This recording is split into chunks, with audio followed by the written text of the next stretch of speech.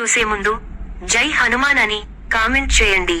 భగవంతుడిని పూజించడానికి ప్రతి ఇంట్లో ఒక పూజ గది ఉంటుంది.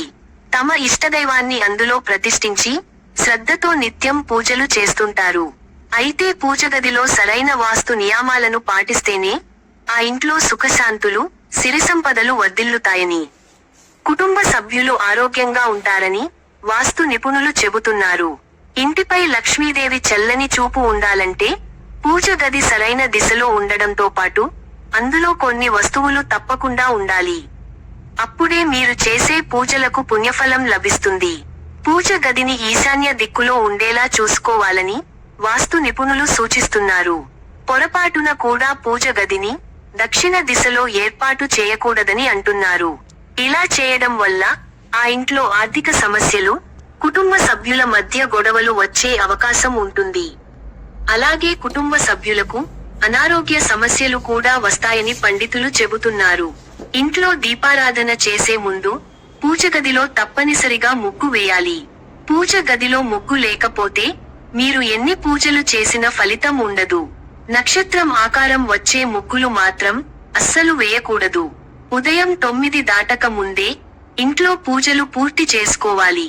చాలా మంది పూజ గదిలో తెలియక చేసే తప్పులలో దీపారాధన కుందులు కింద పెట్టడం ఒకటి. వాటిని ఎట్టి పరిస్థితుల్లోనూ కింద పెట్టకూడదు. కుందులను శుభ్రం చేసిన తర్వాత ఏదైనా చిన్న ప్లేట్లో లేదా మందారాకుపై ఈ దీపారాధన కుందులను పెట్టి ఉంచాలంటున్నారు పండితులు. హిందూ మతంలో పూజ గదిలో పసుపుతో స్వస్తిక్ గుర్తు వేయడం చాలా పవిత్రంగా భావిస్తారు. స్వస్తిక్ అంటే శుభం జరగటం అని అర్థం. స్వస్తిక్ గుర్తు వేయడం వల్ల ఇంటికి సంతోషం, శ్రేయస్సు, ఐశ్వర్యం లభిస్తాయి. స్వస్తిక్ గుర్తును విష్ణువు, లక్ష్మీ స్వరూపంగా చెప్తారు. స్వస్తిక్ చిహ్నం ఇంట్లో ఉంటే సుఖ సంతోషాలు పెరుగుతాయి. పూజ చేసే వారి ముఖం తూర్పు వైపుకు లేదా ఉత్తరం వైపుకు ఉండాలి. తూర్పు ముఖంగా పూజించడం వల్ల ఇంట్లో సుఖ సంతోషాలు, సౌభాగ్యాలు లభిస్తాయి. దక్షిణం లేదా పడమర వైపు ఉండడం అంత మంచిది కాదు అని పండితులు చెబుతున్నారు. పూజ గదిలో పూజ చేసేటప్పుడు దక్షిణం వైపు దీపం వెలిగించకూడదు.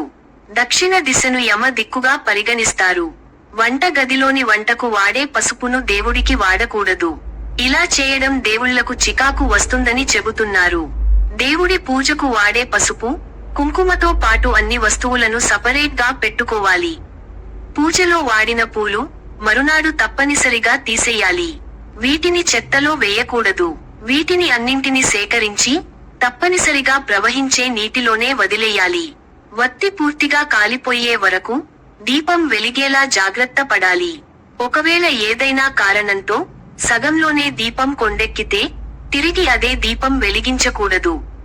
ప్రతిరోజు పూజలో వాడే దీపాలు శుభ్రం చేసుకోవాలి. శుభ్రం చేయని దీపాలతో దీపారాధన చేయకూడదు. దేవుడికి నివేదన చేసిన ఫలం లేదా ప్రసాదం ఏదైనా సరే తప్పనిసరిగా ప్రసాదంగా స్వీకరించాలి. వాటిని అలాగే వదిలేసి మరచిపోకూడదు.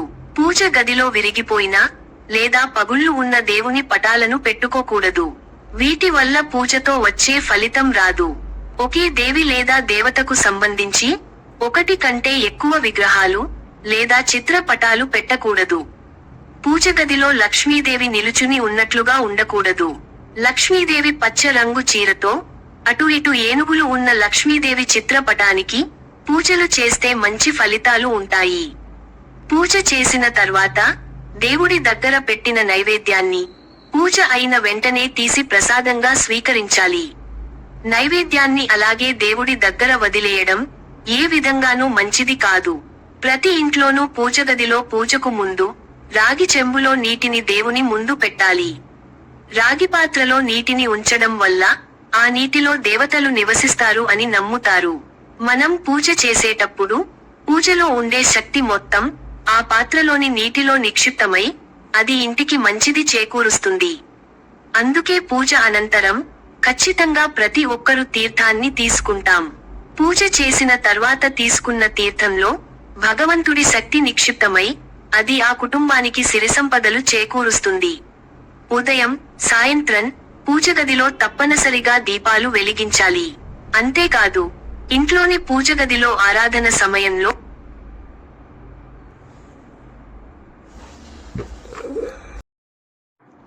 ఉదయం, సాయంత్రం పూజగదిలో తప్పనిసరిగా దీపాలు వెలిగించాలి.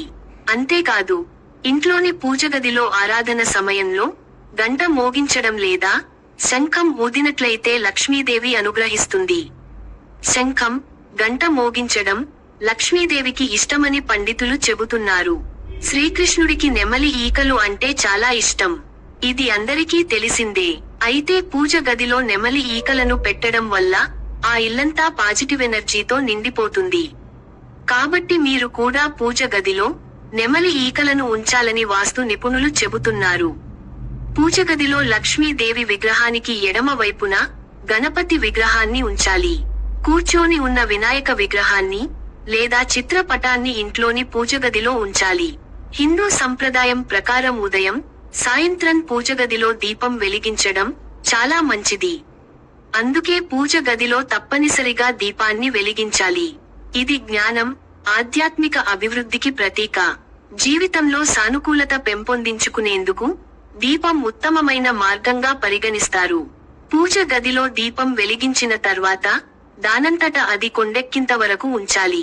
పూజలో తప్పనిసరిగా అగబత్తీలు వాడతారు.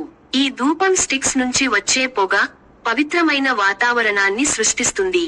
క్రమం తప్పకుండా ఇంట్లో ధూపం వేయడం వల్ల ప్రతికూల శక్తులు తొలగిపోతాయి. వాటి నుంచి వెలువడే సువాసన మనసుని ప్రశాంతపరుస్తుంది, మానసిక స్థితిని మెరుగు